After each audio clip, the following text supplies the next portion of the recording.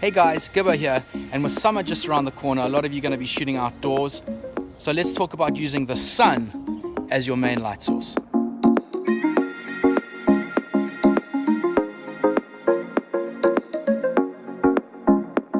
Okay, so the first tip is you generally want to shoot with the sun behind your toy. As you can see, I'm looking straight into the sun. I've got harsh shadows under my eyes, under my chin. It's not a very flattering look. So the first thing is generally put your toy in front of the sun and backlight it. As you can see now, no harsh shadows, I'm evenly lit, I'm not squinting. This is generally the rule I usually shoot. Backlit, so the sun is behind you and there's no harsh shadows on your face. Okay, so what I've got set up here, I've got a dewback made by Hasbro from the Star Wars Black Series edition, and I've got He-Man from Mattel. Just a nice mashup here because I really like the way He-Man fits on this. Now, as you can see, I've positioned it, the sun is falling behind He-Man. He's getting some nice highlight and rim light around the back, but generally this side of the front of the dewback and He-Man is in shadow. There's no harsh light, there's no harsh shadows. So I've got a placemat here. It's a plastic placemat, very good for reflecting light. It's white, which gives it a nice clean light. All I'm gonna do here is I'm gonna position it so I bounce light onto He-Man. As you can see how the light falls on the dewback and He-Man, it just brings some highlights into the shot, just giving a little bit more form and reducing the darkness in the shadows. So if we snap a photo here, you will see how good this will come out.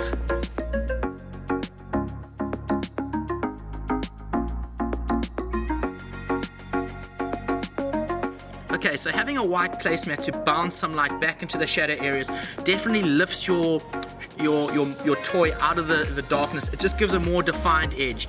Now for those of you who want a stronger light, all you need to do is get some aluminum foil, or as I call it in South Africa, aluminium foil.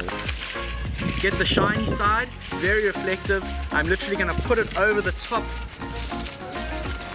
of my placemat like this, and I'm going to bounce some harsher light onto the shot.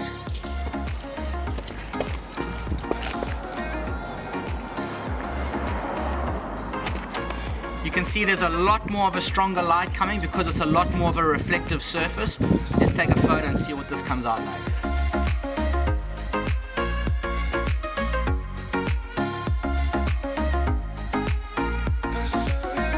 One thing to keep in mind, guys, is when you're shooting with bouncing light, I generally don't like to bounce light directly back into the shot.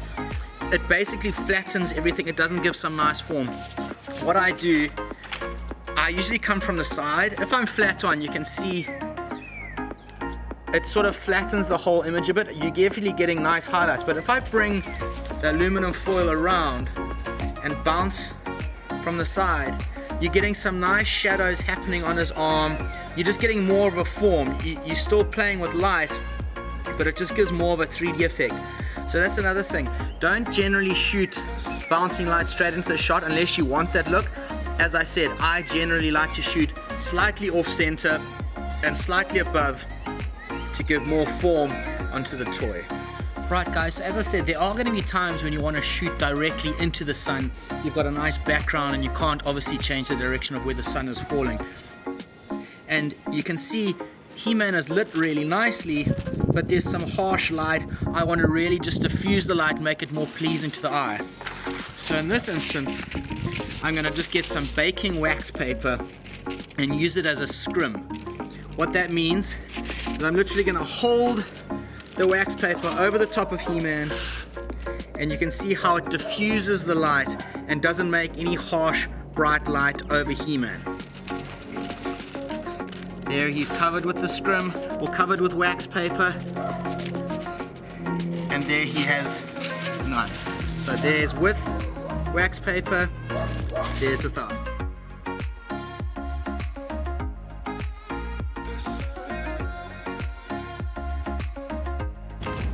If you find the wax paper not diffusing enough, just fold over, do a double layer, and it should darken.